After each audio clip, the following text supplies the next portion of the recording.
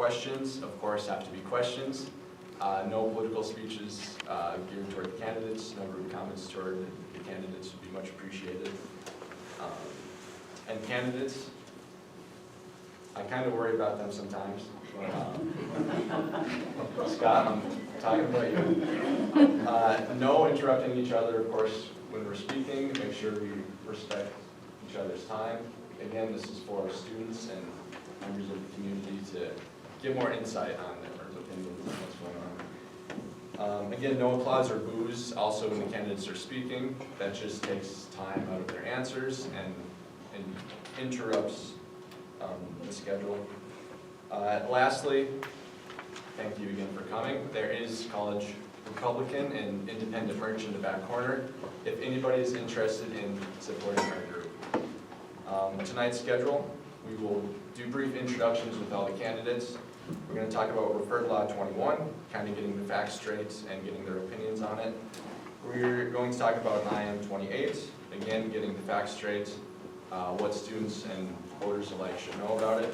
We're going to do a Q&A and then closing remarks at the end. But I think everybody here deserves a round of applause.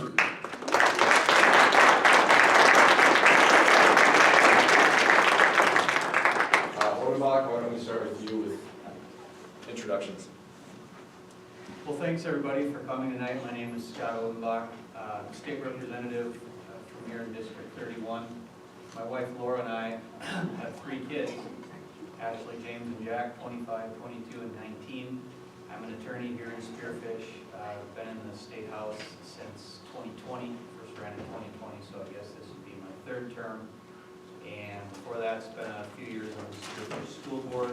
I serve on the Education and Judiciary Committees, and running for re-election, and looking forward to having a good discussion. These topics with the all the amendments are a big deal, and some of them could fundamentally change South Dakota. So I appreciate all of you coming tonight to listen to what we have to say. I go to the resolution side? Yep. Oh, it's up here. You moved it. Hi, I'm Mary Fitzgerald.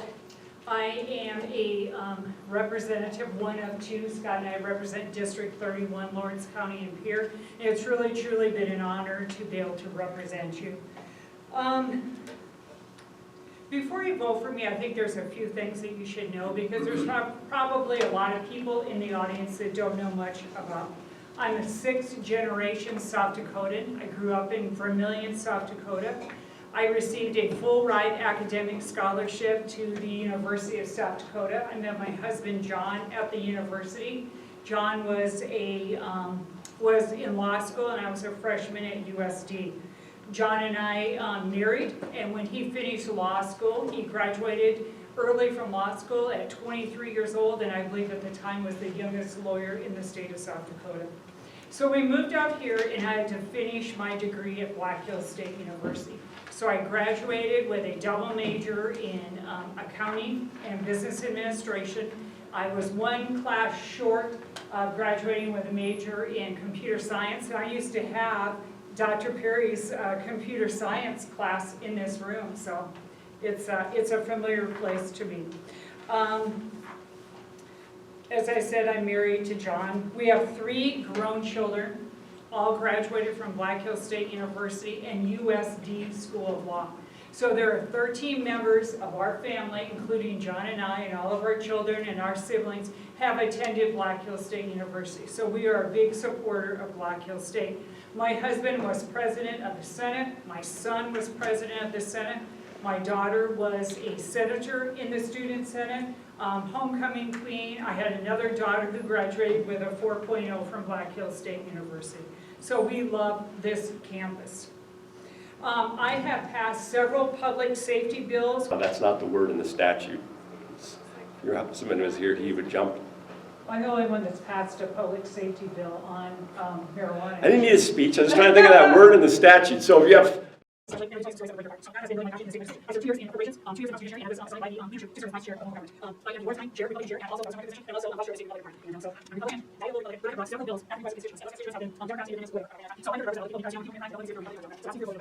Bless you.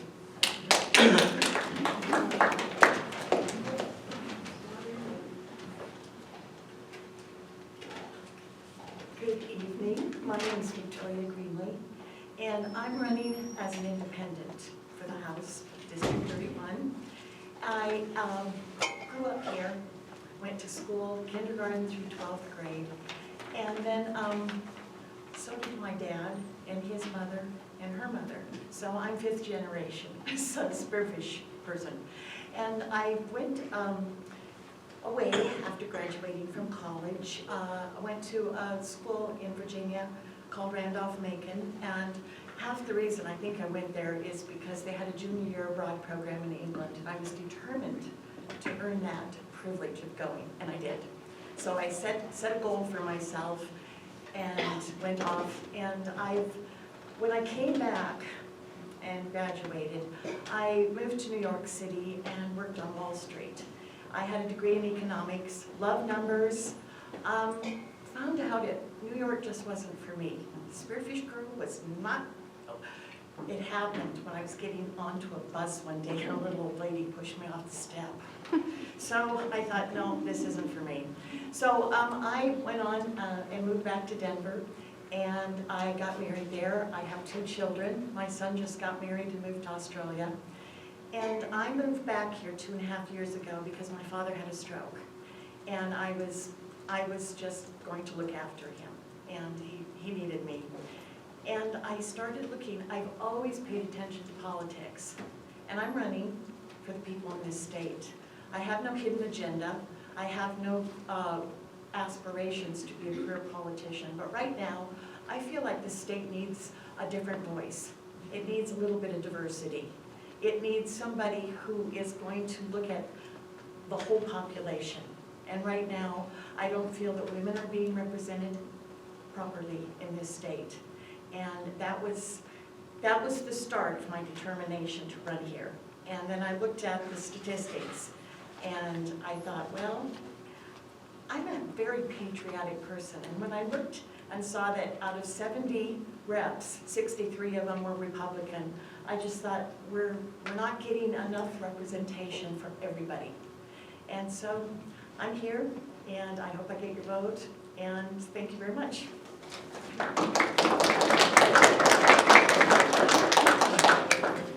Well, good evening. I'm Randy Dibert. I'm a senator from District 31. Thanks for having this event. We really appreciate it.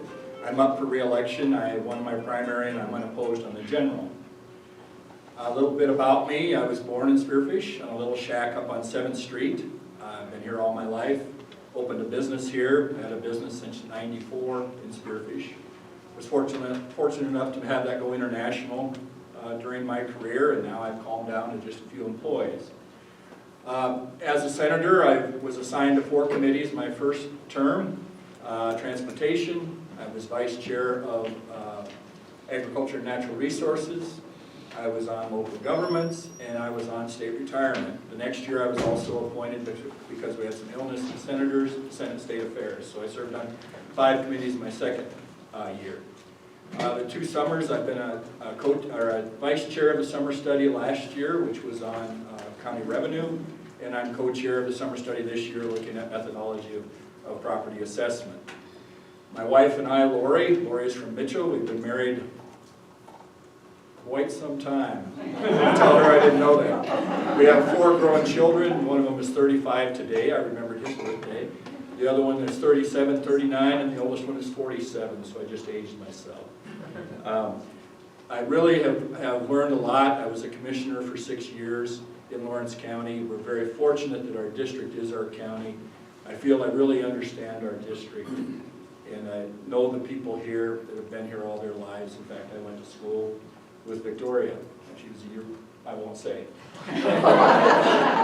But you know, I'm really engaged in our culture here and our quality of life, and I hope to represent you that way in here. So thank you.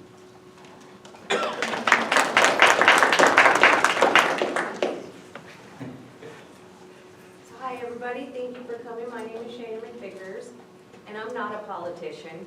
I'm just a regular person with a regular job. And I had no plan or intent to run for any government position until I came to the belief that my representative wasn't representing me. So, you know, people, when they speak, all know that they're heard. And unfortunately, my representative, who in theory should be my advocate in the government, wasn't. They chose to ignore me. So, it's in the name, folks, represent. And when you choose someone to represent you, they're supposed to return your mail, email, phone calls. Hey, I got your email. That would have been great. Never came. So even after stating, hey, I'm going to challenge you, no email still came. So here I am. When your representative is no longer doing their job, they're not representing you, it's time to remove that person and get someone else in that spot. I'm here for one purpose only, and that's to represent the people who feel like they're not being represented by their representatives. You know, I have one purpose, to take your voice, because I believe that some of your representatives don't hear your voice. And if they hear your voice, where your voice was expressed is where it was left. It was never taken to peer. So, with that being said, you know, I'm not here for anything other than to prove that when you put a representative in a representative spot, they can actually be there for you, not themselves, not power, not money, the people. Thank you.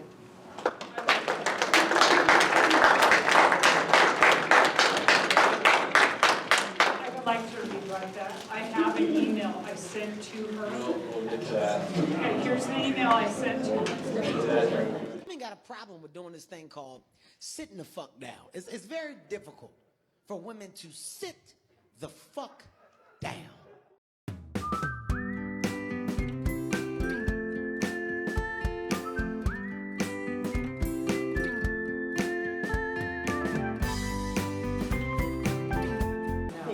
An issue that has been widely talked about, especially in South Dakota politics, is referred Law 21. This is a college Republicans exclusive issue. We'd like to know more information on it, get the facts straight, and how do each of you guys view referred Law 21, and what should voters know about it? Please keep your responses 3 minutes each. Well, thank you. Referred Law 21 was titled by its sponsors when it was in the Senate. It was called Senate Bill 201. They called it the Landowner Bill of Rights. And I voted no on it, opposed it from the beginning. Basically, what it purported to do or set out to do, in my opinion, was to pave the way for carbon capture pipelines to come across South Dakota. In doing so, they have the right, according to the people that are sponsoring this bill, to use eminent domain to go across the land of people who decide they don't want to have carbon capture pipelines on their land. I have written and spoken a little bit about this, and I think the best way to explain this, at least that I think, is that this started with a couple of flawed assumptions. The first flawed assumption is that the green energy agenda and the so-called the green energy agenda, I guess I'd say, and the way that this is done was something that was inevitable and was something that was going to come across South Dakota no matter what, and that was something that has any merit whatsoever. And if you take a look at this, this came about because of what they call the Inflation Reduction Act that President Biden got passed, and it expanded greatly the Q45 tax credit program. And so the people who are investing in this, mainly Summit Carbon Solutions, a multinational corporation, has the ability to reap hundreds of millions of dollars potentially in tax credits from the federal government. And so I just said from the beginning, I didn't think this had merit, that we would basically concede that this green energy agenda is something that we should allow to come across South Dakota, use eminent domain to take people's land when traditionally that's been reserved for things like water pipelines, electrical lines, etc. This would have been an expansion of that. I ran a bill this past session that failed in one of the committees, but I'll probably bring it again to try to do a better job of defining what is public use. Because under the Fifth Amendment to the U.S. Constitution, something has to be a public use for the government to invoke eminent domain to take away your private property rights. And basically, when a private company does it, the government is essentially outsourcing the right to use eminent domain to that private company. in this case, Summit Carbon Solutions. And so for a lot of reasons, I voted no. There's been a huge outcry across the state as landowners have woken up to this. And that has led us to today where the law got referred. And I'm hopeful that the law gets overturned by the voters, and then we can pass smart legislation that defines what public use is and what it isn't. So there's certainty for both landowners and business interests when they come to South Dakota. Sure. Briefly, I'm going to answer or rebut what was said about me. I have an email here where I sent to Shana McVickers, a very nice email which I can read during the question and answer part. Ms. Vickers' problem with me is that my very first year in the state legislature, I passed a bill on marijuana. I made it illegal or prohibited the smoking of marijuana or its derivatives in a motor vehicle. And I also fought a bill on the new hemp, which is now Delta 9 and 10, well, it's 8 and 10. So THC, Delta 9 is illegal. So what they did was they changed the way that they made hemp. So now that hemp has Delta 8 and 10 in it. And these are very intoxicating. And I can go through and tell you how they extract the marijuana, the THC from marijuana. So that's why she has a problem with me. And I'm sorry that I'm going to protect the public from people who drive when they're under the influence of marijuana. And I could explain and tell you several instances in Lawrence County where we've had people that have injured other people when they're driving under the influence of marijuana or alcohol. Now, South Dakota is the first state in the union that allows initiatives and referendums, which a referendum is a rejecting of the legislation, which is the RL 21. So we are very lucky that we live in a state like South Dakota where we're able to do that. If the state legislature does something that some folks don't want, they can bring that to a vote of the people. And that was accomplished by a constitutional amendment in 1898. And so I just want to say that we're lucky that we don't live in Russia, where something like this would never be possible. And I would just like to add that Senate Bill 201 was passed by a Republican legislature and signed by a Republican governor. But let's allow the people to decide this issue. And so I can't wait till election day, basically, or the evening to see how that works out. But thank you very much.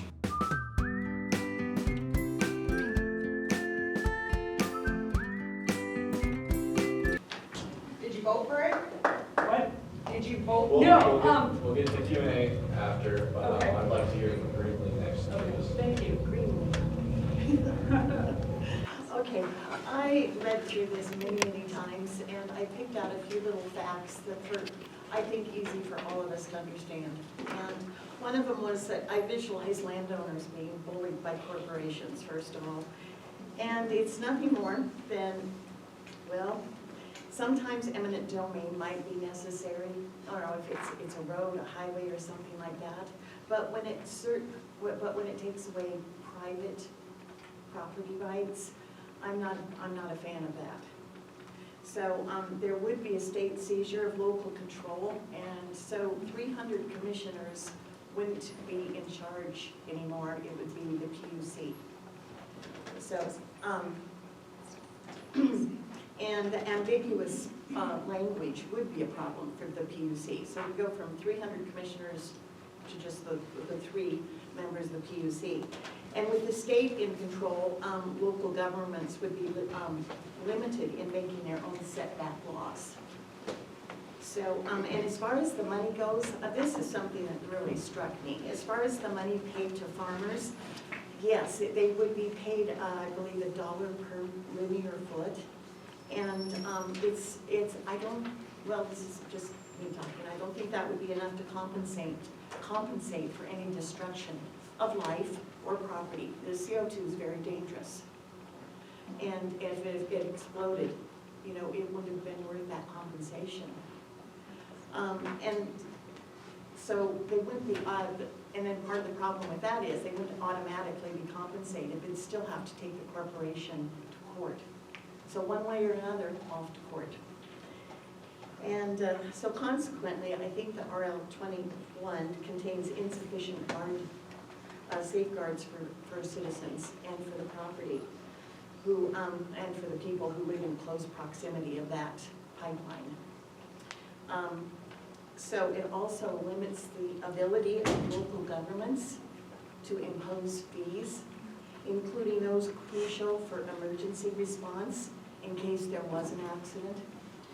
So it would in effect be shifting the financial burden of potential pipeline incidents to the taxpayers. Thank you.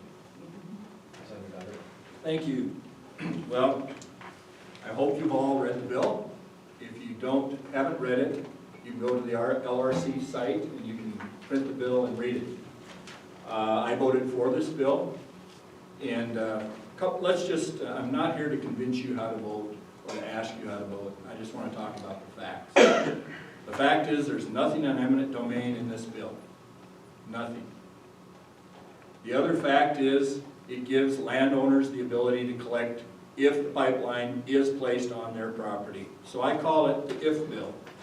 If the PUC gives the permit, if the landowner signs the easement, and if the pipeline is built, then these benefits to the landowners come into place. That's the most important part of the bill if you read it. The second part of the bill that I have angst with, and I think everyone did, is the taking the power away from the counties to invoke ordinances for the setbacks. Now, it's reasonable that the PUC will consider the safety standards in their application process. Everybody has the right to go to the application process and talk about the safety issues. This bill, in two places, guarantees that the pipeline company is liable. It's liable for everything that comes out of the pipeline, any damage from the pipeline, and the tile systems that are in place. The thing about the counties, they invoke some ordinances, and I'm going to read some of these to you. Brown County, 1,500 feet each side. Sanborn County, 1,500 feet each side. Moody County, 1,500 to a mile each side. Meade County, 25 feet in 2011 before this was an issue. Edmonds County, a half mile each side. Falk County from a half mile to 2 miles each side. Spink County from a half mile to 2 miles each side. Minnehaha, 330 feet. McPherson, a mile each side. So if I'm a landowner and I want to sign this easement and have the pipeline, through the ordinance, now there's a 2 mile corridor through my property that I have to go to the county to get permission to do anything in. That is an encroachment on property rights. So, there's no eminent domain in this bill. It only comes into effect if I, the landowner, sign the easement. And the benefits to me and the county to keep our property taxes lower or to subsidize property taxes is important. I agree, we wouldn't even be having this discussion if the federal government did not put subsidies out there. That's the world we're in. We're trying to give the landowner a benefit. Read your bill, ask any questions, vote the way you feel. Thank you. Thank you.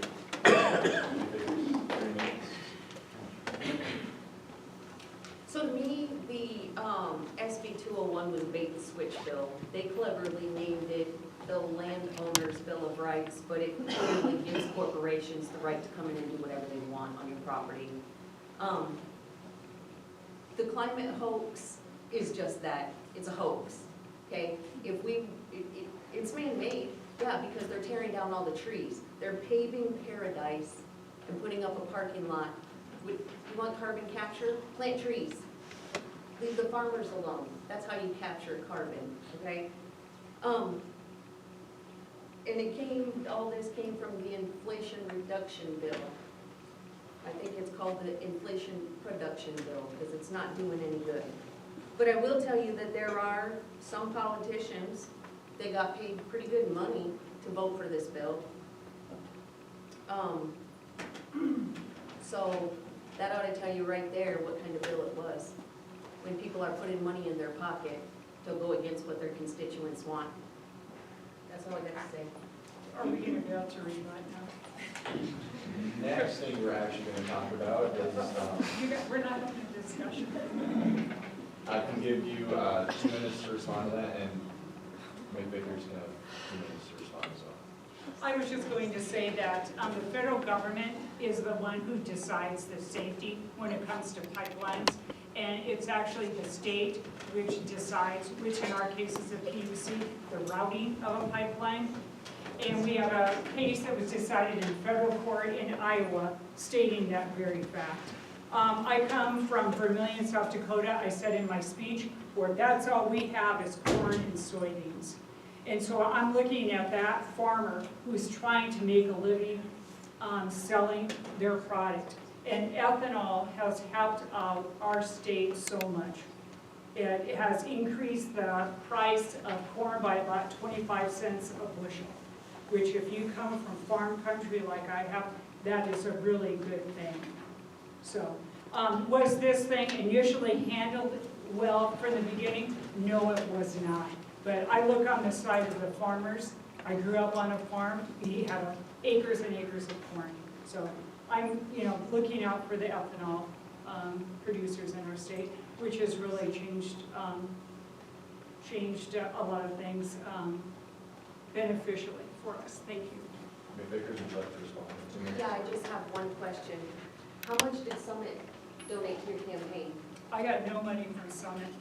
In fact, when the Okay. pipeline, Okay, when the pipeline was being decided, no one came to me and asked me pro or con how I was going to vote on the but did pipeline. the money make it into your bank, Ms. Fitzgerald? I have no money from Summit.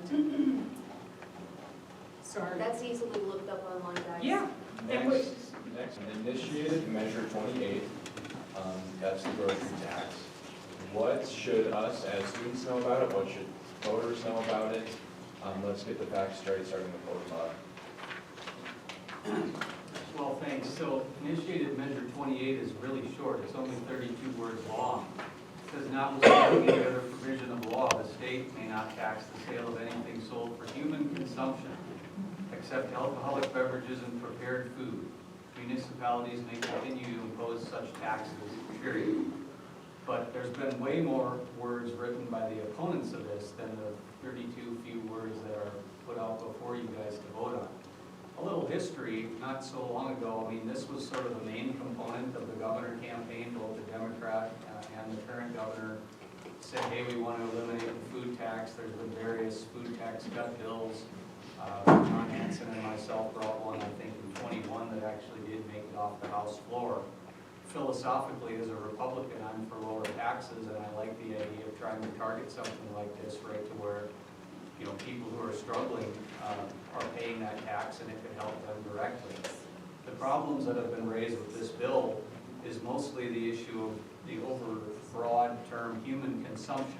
And so you've probably heard, if you've researched this or listened, some of the scare tactics that are saying things like, this could mean diesel fuel, anything, cigarettes, and that's consumed by humans is now going to be exempt from tax. So some people have estimated up to $600 million a year in lost revenue to the state if it's taken to its, most absurd broad conclusion. The other thing that's been said in this is if you take the state's tax and say there shall not be one, then there's a law in South Dakota, I think it's 1052-2, that says municipalities have to have the same rate of tax as the state. So if the state just has none, then cities don't either, and so lots of cities take lead. South Dakota, for example, folks up the lead have talked to me over the past year and said, we don't really want you guys to get rid of the food tax because the sales tax on that is a big part of our municipal revenue. There's ways this could have been done by taking the state portion of tax to zero instead of there shall not be a tax. You could have then saved us for the multi-state streamlined sales tax agreement, the tobacco agreement. A lot of these things could have been done. And you could have cross-referenced statutes we already have that define what food is and food isn't. So it makes you wonder why they worded it the way they did. I think it's very much intertwined with the effort to legalize marijuana, because anything for human consumption could then be broadly recognized or taken by courts, shall we say, to say, well, that includes marijuana, so if the legislature was gonna try to raise the tax later, they'd say, oh, you're taxing something for human consumption. So, I don't know what's gonna happen here. If you limit it just to food, and you still let municipalities do it, LRC has told me it would have an impact of about $133 million a year.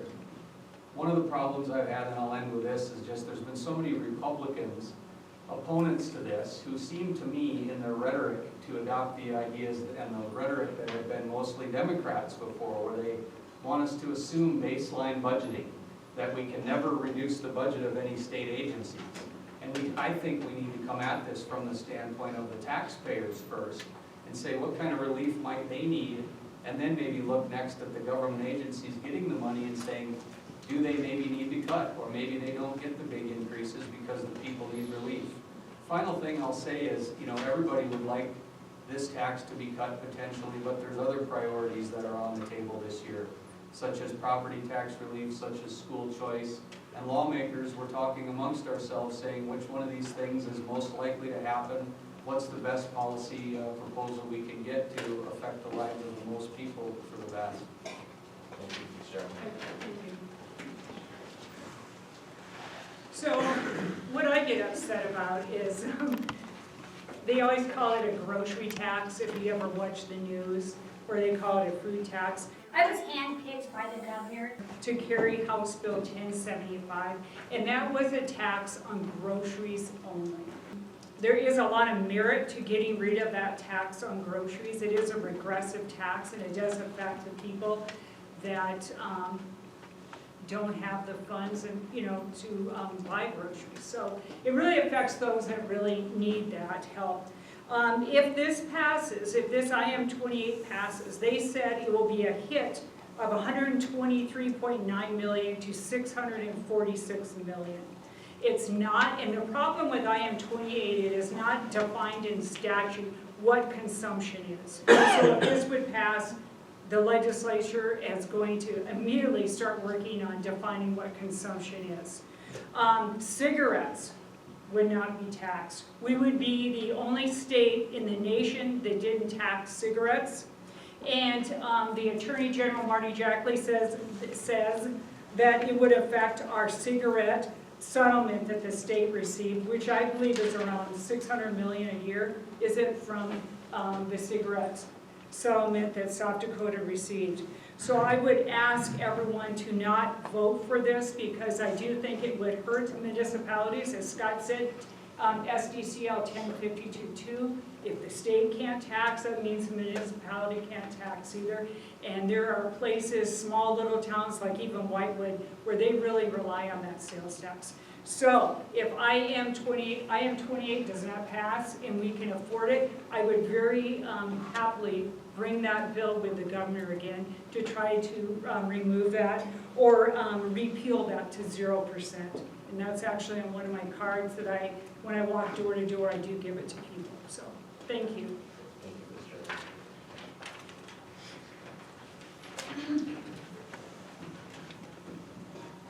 3 minutes, please. Well, here's a lot of information that I have for you that has already been given to you.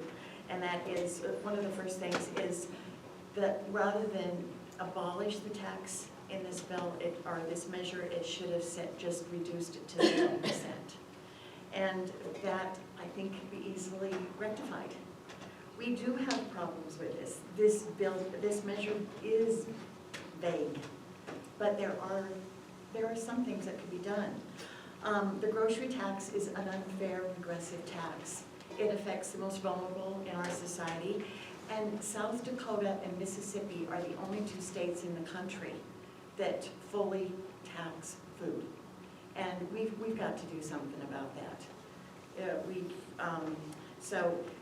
And it also affects people, if they're not on SNAP, but they have a low-paying job, say about $30,000 a year, and they can't get any other credit from this, it's really going to affect somebody who has a full-time job, working hard.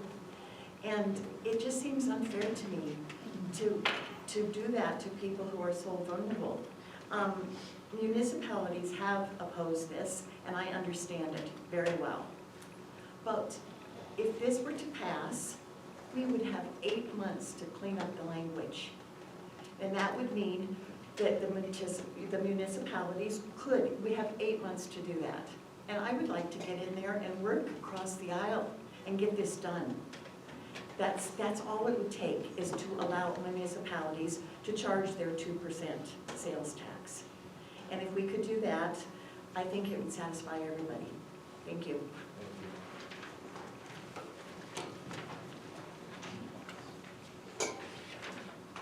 Well, this measure is interesting. We all want tax cuts, correct? That's our goal here. If you go across the state, it's about 50-50 whether people think sales tax or property taxes are the problem. If you come into the Black Hills and into District 31, property taxes are the issue. Besides the content of the bill that was, or this measure that was discussed, we have to look at the unintended consequences. First of all, if it does pass, we'll have to define it during the first couple of weeks of the legislative session, because we have a budget to set in the session, which is 9 weeks. So we need to have our revenue before we can set our budget.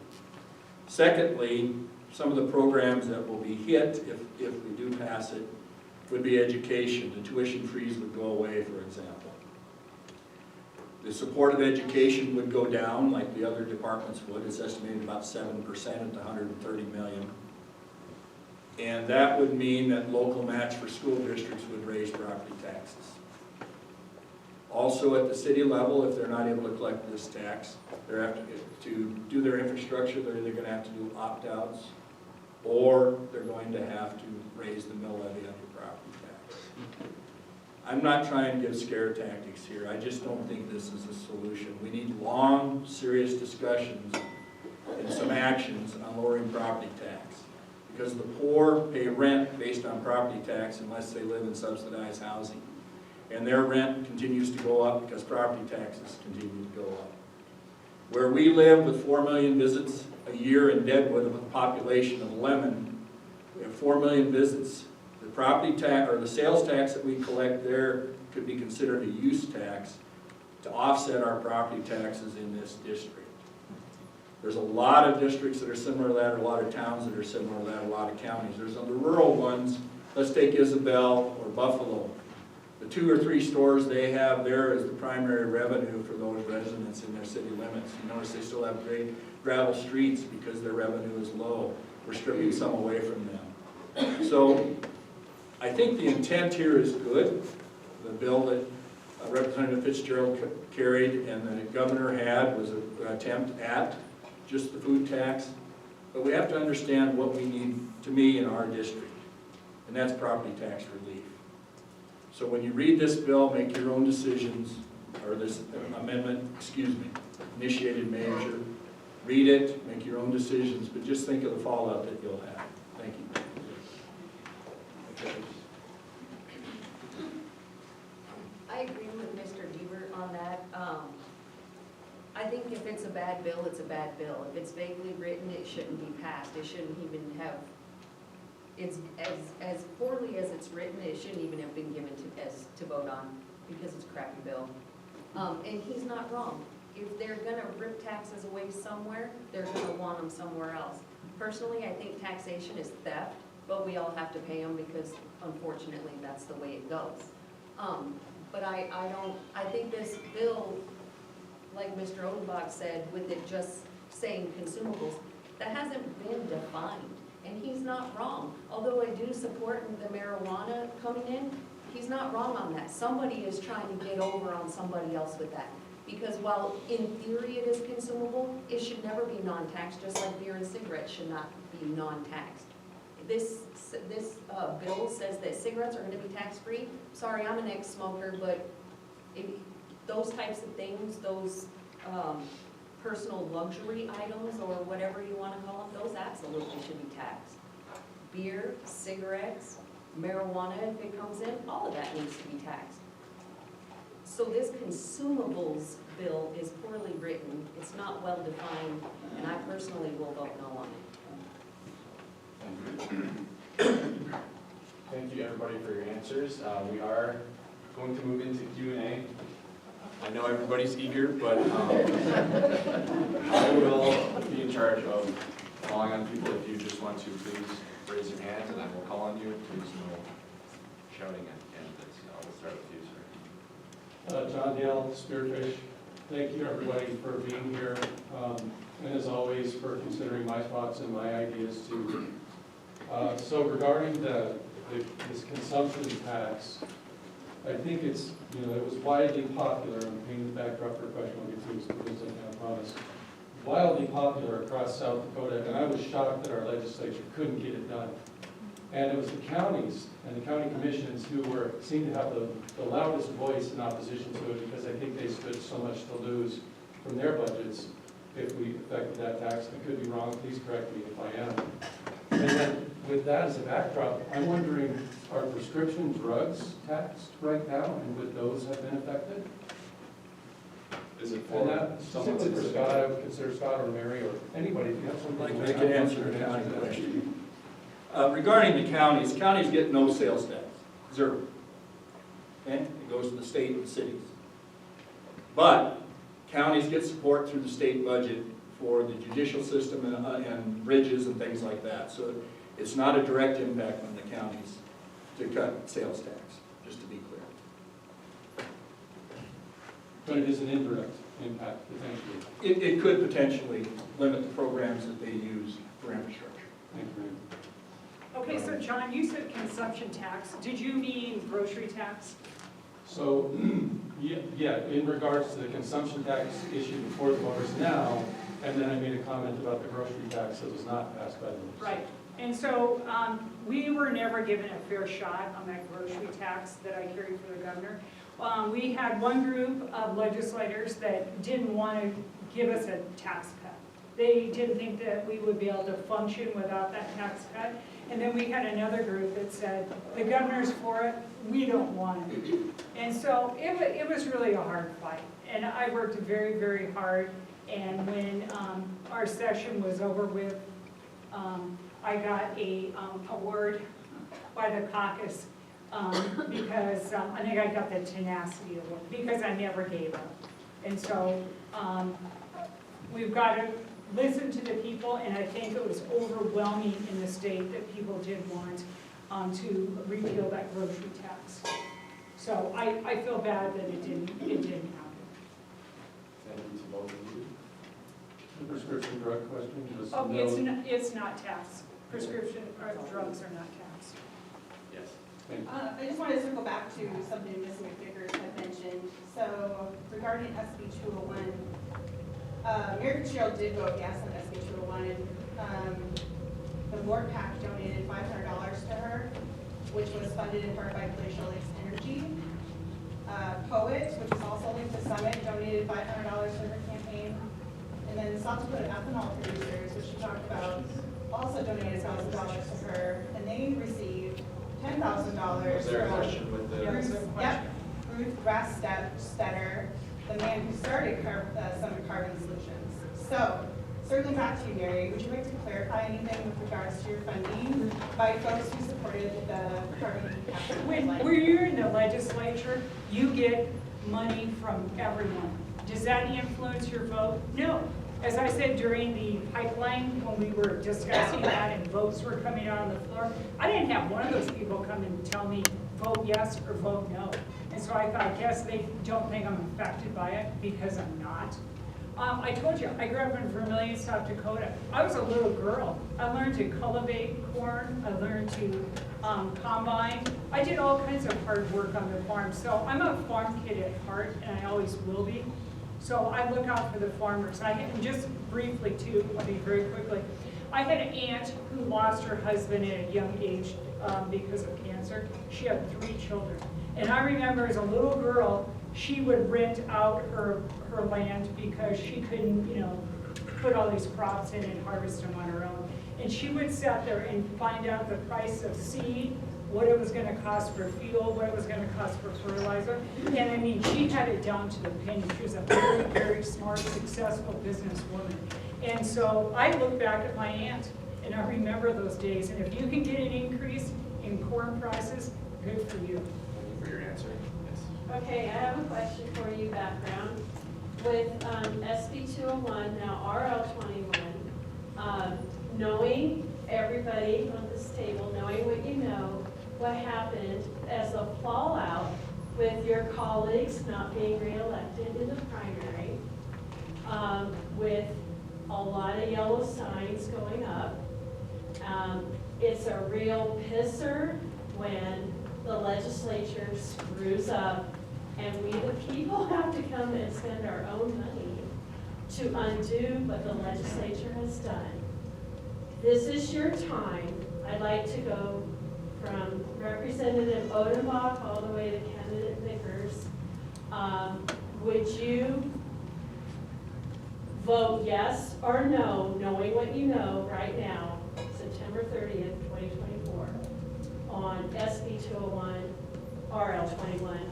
Representative Odenbach, please go. Why don't we do 1 minute each? Sure, so, yeah, I voted no, and I definitely vote no again. I grew up in Eureka, South Dakota, farming.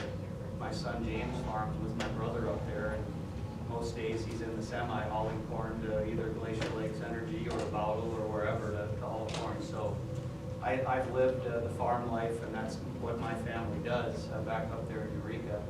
This talk about helping the farmers and the postcards that went out, I know farmers. Most of them that I talk to don't want this. And honestly, if you really want to help the farmers, you could trim back government and cut their property taxes. That'd do a whole heck of a lot more than a couple cents on corn that you use eminent domain to go across their land for. That's an excellent question, Anna. I'm not sure what I would do.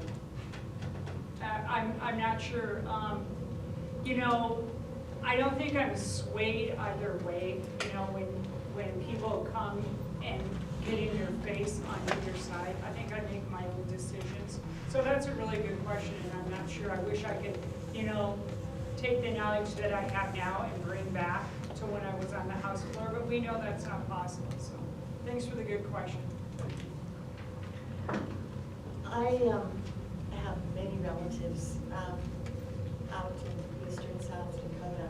I don't think it's an issue so much right here in western South Dakota, but eastern South Dakota, yes. I have lots of ranching relatives, and I would definitely say no.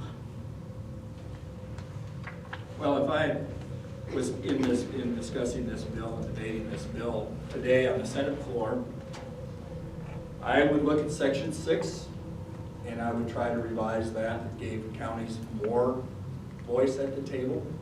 This doesn't eliminate their voice, but it does reduce it. I would also look at introducing some safety standards, because if this happens, we need to have the right rules of engagement. I personally don't believe this will happen, but if it happens, we need to protect the landowners, we need to protect the environment, and we need to protect the people that live in those areas. So as it's written now, I think there's some weaknesses that could be changed during our next legislative session. But that's how I feel about it today. Not every bill is perfect. This one had some areas that I would try to improve.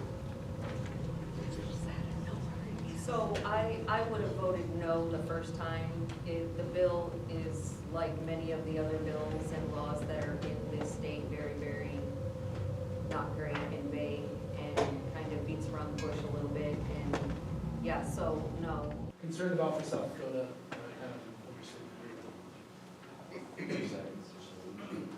I'd say my priority is to have us take a holistic look at the size of government as it relates to the way we're delivering education and how high people's property taxes are. I think the two issues are very much bound together. And I think until we start reforming the way we deliver education, instead of just we have to do another 3% or 5% to the public school system every year, but we're not going to change it all and acknowledge all the people who are either homeschooling, private schooling, micro schooling, whatever, There's all kinds of ways to deliver education now that can be more efficient, more tailored to each kid, and be way cheaper. And when you take K-12 through higher ed, that's over 50% of South Dakota's budget. But there's too many people who demand we always do it the way we've always done it. And I think that has to change. I think property taxes are definitely an issue. Representative Trish Ladner, Tim Goodwin, Amber Halls, and I have formed our own committee to work on property taxes, and we have actually 4 bills written, and I think I'm going to write one solely on my own. But that is definitely a priority, and I don't think we're going to be able to lower property taxes until we start reducing the amount of money that we're spending. And I think school districts, county governments have got to maybe start to consolidate to try to spend the taxpayers' money a lot more wisely than they are right now. So I plan to have plenty of other bills. I have probably 5 constituent bills that I'm in the process of drafting. And but number 1 priority is probably going to be property taxes. And if IM-28 passes, you know, we're really going to have problems. But those are mine. Thank you. I ran because I was very concerned about the women in this state. I have been, well, it's very important that Amendment G gets passed. And I have been campaigning on that. It is so important. People do not realize we have a trigger law. I talk to people all the time that want to vote for Amendment G, but they're not aware of the trigger law. And it says it is one of the most draconian laws in this entire country. 1 in every 3 women in this country live in a state that bans abortion. There have been 700 women who have died across this country since Roe was overturned. They are left to bleed to death. They are dying of sepsis. And until we pass this, I have people say, well, what's the trigger law? Well, it was written in 2006. It went into effect when Roe was overturned. And it says that a woman can only get an abortion if her life is threatened. Doctors are not being trusted. They are leaving states. We only have 5 OBGYNs in Rapid City now. They are leaving. And the trigger law says that if you are a victim of incest or rape, you can't get an abortion. It's forced birth. And yes, I am very, very concerned about this. And I am very concerned about the disinformation that is coming out about Amendment G. It has to. I confront everybody who is handing out these little vote no's because they are lying. There's no other word for it. It says that a woman can get an abortion in the 1st trimester. I'm for that. 2nd trimester, her health has to be threatened. 3rd trimester, there is no such thing as an abortion in the 3rd trimester. If the baby is non-viable or if the woman is dying, the labor is induced. That means that it is cared for if it comes out alive. Thank you. Okay. Thank you. That's a great question. My priorities this year will be tax reduction. You know, it's a big lift, but we have to stop the spending, cut the spending. Very difficult. We're very fortunate in our district, which is our county. Our mill levy has went down in the past 4 years from 4.1 to 2.8. But our values have went up, so our tax bill is about the same. We have a 35% increase in assessment and a 25% decrease in our mill levy, which means that our property taxes at the county level have gone up. But to do that, we all need to be there. We've got a small group here tonight compared to the number of people that live in our district. And we have a smaller group that comes to Pier. And so we need to get engaged. We need to go to school board meetings. We have 4 school districts in our district. One of them is outside the formula. The other rely on the formula. We need to be at those meetings. We need to be at City Hall. We need to be at the county when they do their budgets. And they'll go from a 0 budget up. And we need to comment on those cuts and figure what we can live without. So we need to do this together, folks. But my priority is finding a way to cut taxes. Thank you. Seeing how I'm not actually there, I don't know that, you know, legislatively, I have a lot of priorities. I have one priority, and that's to give Lawrence County a representative that will listen and respond. Thank you. We'll go, you first, and then.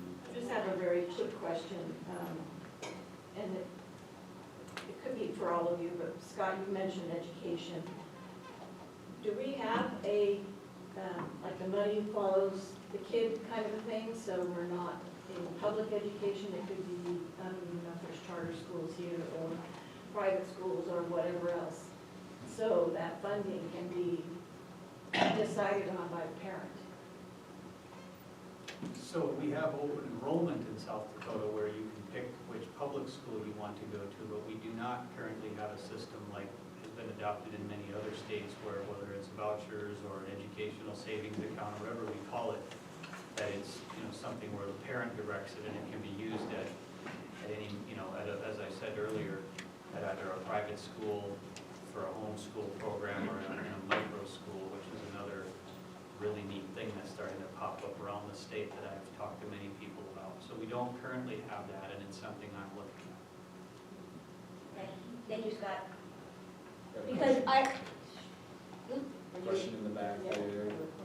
I just have two really quick questions. So Scott, when you were talking, you said in that tax law, prepared food would be exempt, correct?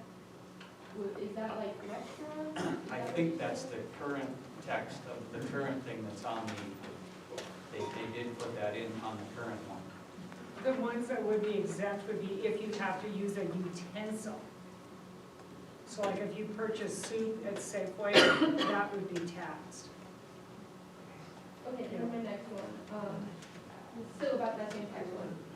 With the human consumption, would like baby formula be considered in that then? Well, it's a human and it's being consumed. Just wanted to make sure.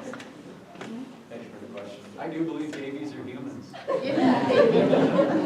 We'll try and spitfire these last couple of questions. We'll go with you first. Should we hand count our vote? Who do you want to answer that? Well, I think that what would be really great is if we could use some smart combination of those two. That's got a lot of people riled up in the county, and rightly so, as they have concerns over what, you know, happened in other states. So I think we need to get that right so that we've got trust in our election processes. I think there's certainly, it's not rocket science to have some system where we have a blend of using the machines and hand counting as part of the system that can then be audited, so there's certainty to the process. I don't know that we need to have a hand count of the whole thing all the time with no machines involved whatsoever.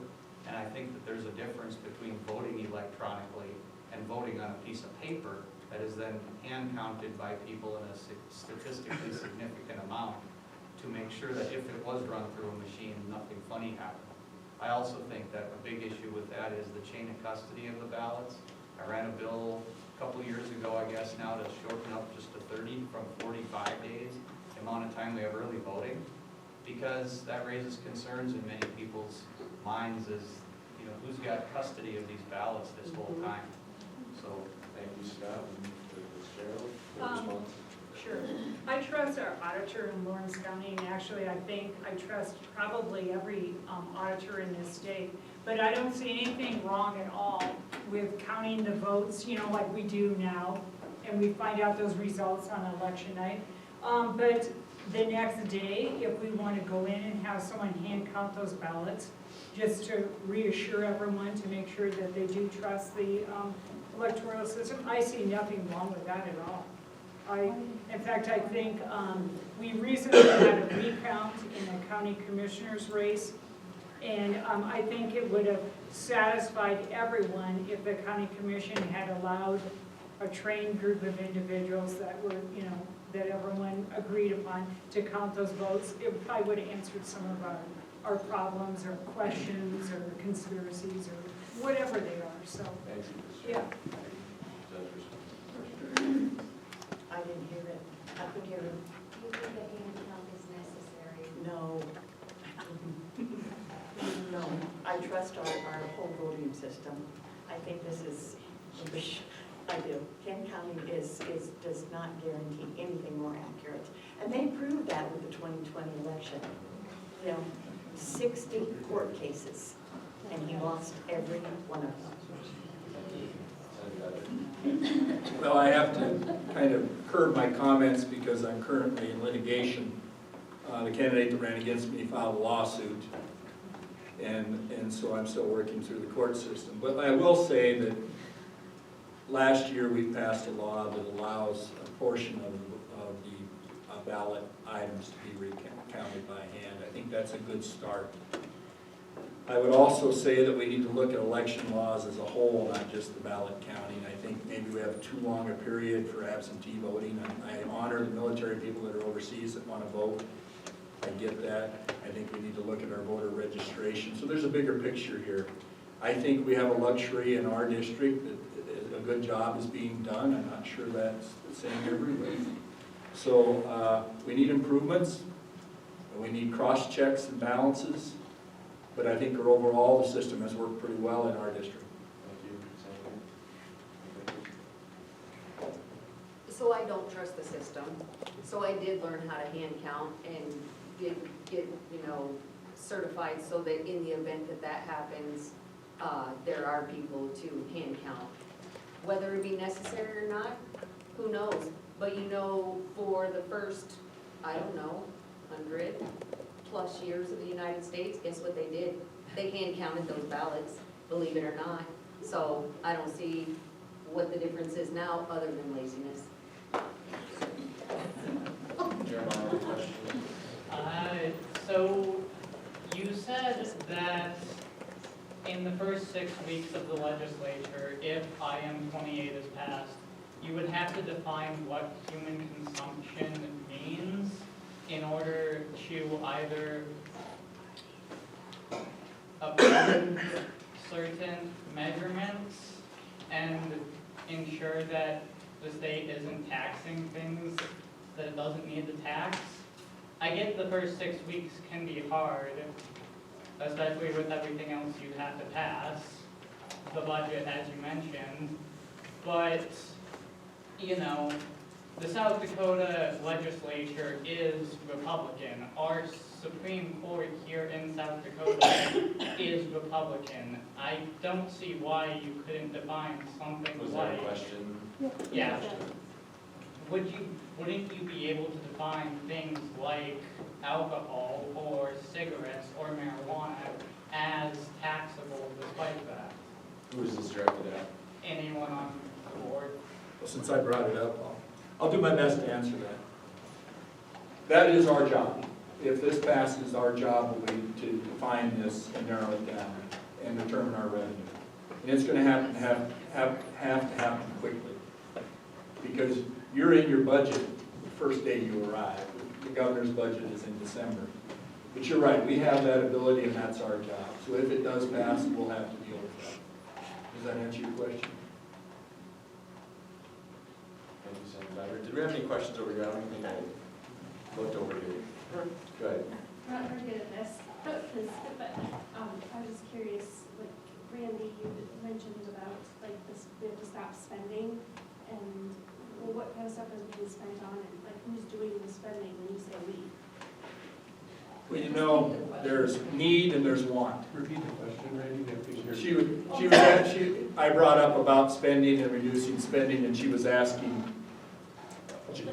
specifically about what we could reduce. Is that a fair analysis of your question? Spending, and what are you spending the money on? What are we spending the money on, and what was the other And one? who's doing the spending? And who's doing the spending? Well, like I said, we have needs and we have wants. And we have to decide as a group, what wants are we going to have and what needs are we going to support. Public safety is a big need, right? In our district, road quality is a big need because it generates sales tax, right? So we would have to decide, and that's where you can go to the meetings and you can listen to them, is that a need or is that a want? And then you look at the wants and you decide what you want to reduce, and then you look at how the needs are met and can we be more efficient. So that's what we have to do as a group So we're there when you go through it. I've been to meetings where they go through every line item, that works real well. I've been to meetings where they don't even look at it. They just accept what's given to them. And we have the same process in peer. What is a want and what is a need? What special programs are we going to fund or not fund? So, does that answer it? Yeah. Okay, did we have over here, last question?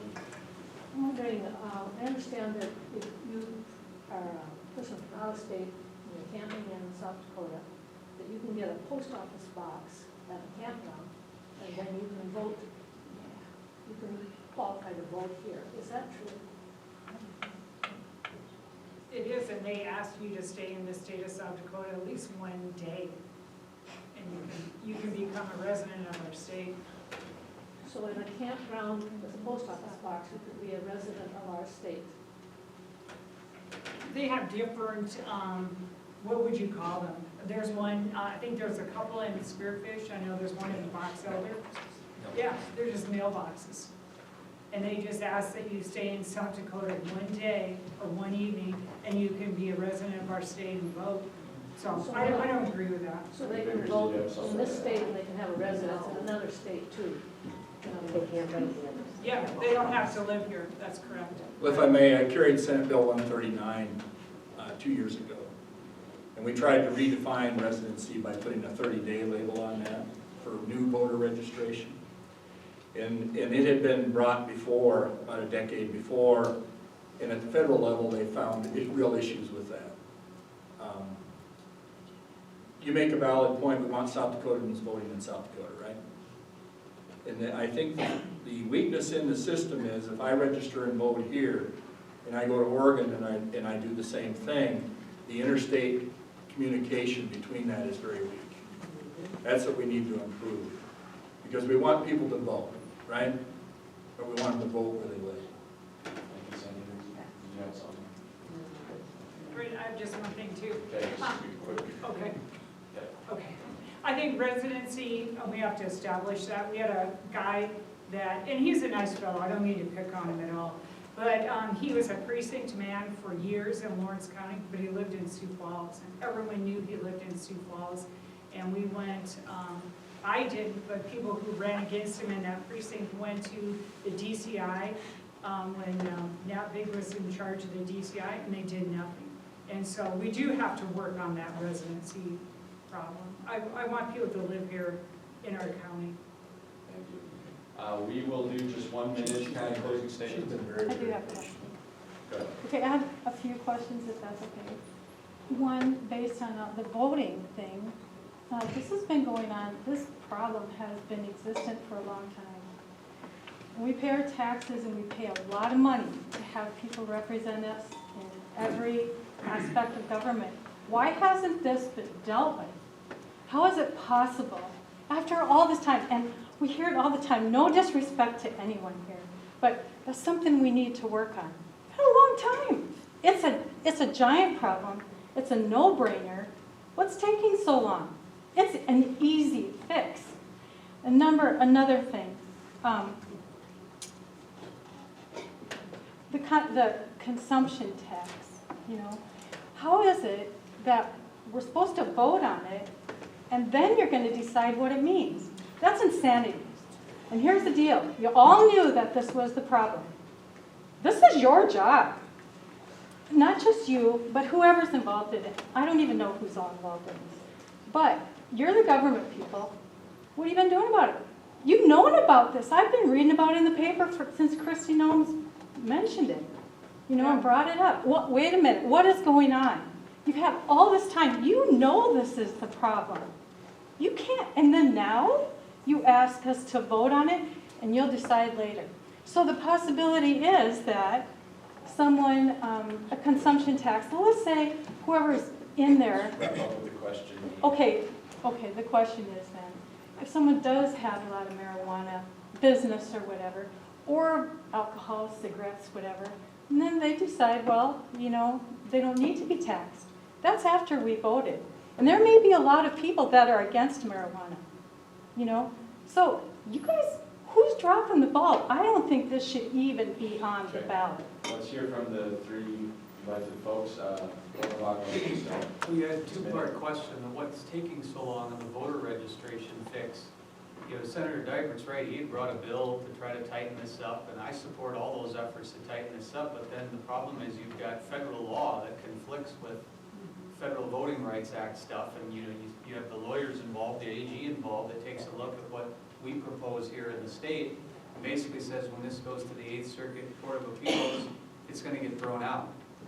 And so I think what's taking so long has been to get consensus on crafting a bill that will tighten up what we're doing here, but still be in compliance with the Federal Voting Rights Act and the way courts have interpreted that. That's a much longer answer than I don't have time to get into the rest of that, but that's a short answer to that.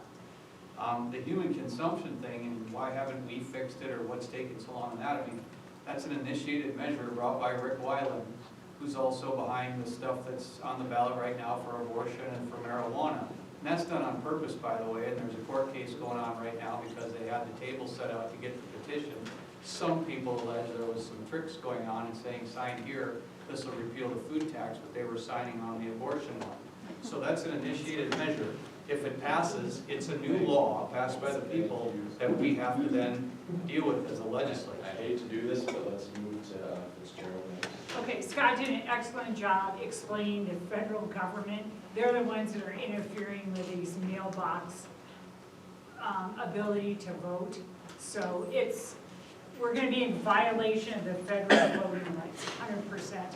Number two, when we had the grocery tax with Governor Noem, that's what we said. We said, pass this bill, because if you don't, it's going to be on the ballot next year. And that was exactly it.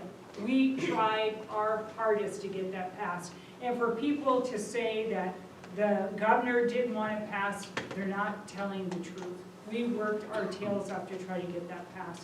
But no one in the legislature, well, I shouldn't say no one, but several people in the legislature didn't want to see that money go. They wanted to be able to have that tax come to the budget. So I'll quit talking. Sure. Well, initiated measures brought by the people, we don't control that. And anytime an initiated measure is brought, we get it back to us and we work out the details. That's just the way it works. I can't bring an initiated measure during session, I can bring a bill, right? So the people have brought an initiated measure and they've written it the way they've written it. And now if it passes, we have to take that vague definition and we have to reel it in. As far as the existing taxes, as Representative Fitzgerald said, they worked hard on a food tax in session and it failed. And you have 105 people, they don't always agree, and getting a majority in both chambers doesn't always work, and then the governor has to sign it, and it has to meet the test of the court system, so it does take time. For a person like me that's tries to be very decisive, it's a big learning curve to calm down and understand that and be successful. Did you have a quick rebuttal? Well, about the signatures, you mean? It just looked like you wanted to speak. No, that lawsuit is rubbish. It is rubbish. I'll just say that. I was there last summer when they were collecting those signatures, and that is just not true. They are just trying to find something to delay the vote. So. Almost done, I promise. I just want to give everybody each 1 minute or so just to kind of close up any kind of statement. Owner Montana, we'll start with you. I'm sitting around here.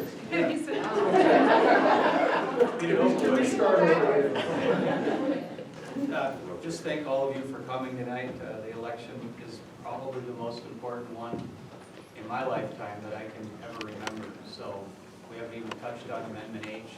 That would bring open primaries to South Dakota and basically take us more quickly down the path to being Colorado and Minnesota.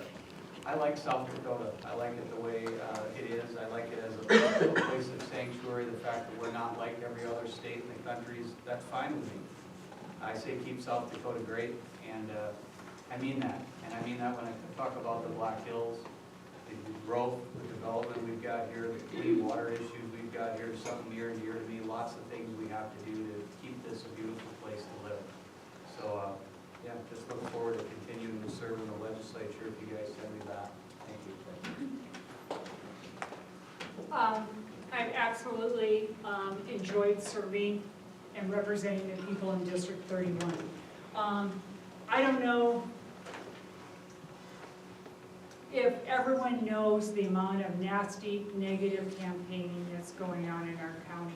I have the email here to Ms. Vickers. Thank you for your emails. I am a member of the recreational marijuana subcommittee. I listened to the hearing. I have no vote on items that come up for vote on the medical marijuana subcommittee. If a bill makes it to the House for a vote, I will certainly consider your opinion at that time. I am not certain it will actually come up for a vote again on the House floor. Please keep in touch. I appreciate hearing from you. That was an email to her. And when So was that date, Ms. Fitzgerald? listen, I do my best to work with constituents. I brought several bills to the state legislature per my constituents. I answer emails, I take a lot of phone calls, and I actually try my very, very best to serve the people of our county, our district, and our state. And I take it very personally when someone says something about me that isn't true. You can say anything about me, just don't lie. Thank you. Thank you, everyone, for coming tonight. It's been great. I've been enjoying this campaign a lot. It's been fun. I've been enjoying meeting people. One thing I neglected to tell you is after I left Wall Street, I went back to college and got my teaching certificate. And I taught 6th and 7th graders for 20 years. I can handle the legislature.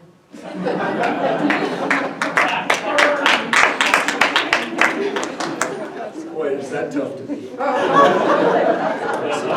So I'm not going to talk about me too much here, although I ran for office because I thought I could make a difference. I will continue to serve as long as I feel I still have the ability to make a difference. But little information, if you go to the Secretary of State's website, this is on there. It talks about all the ballot measures, gives pros and cons. It's a good document, guideline. But I want to thank somebody that isn't here tonight that did a lot last year in the legislature. Senator Ryan Maher was the guy that got the equal funding for Black Hills State University, matching all the other universities of its size in this state. We've been trying for decades to do that. Senator Maher got that money, and from that we were able to fund the civics program that's being introduced. But people don't realize that he was the guy that got that done. And I just wanted to make sure everybody in this room heard that and understood how important he was to BH. And thank you for being here. Thank you.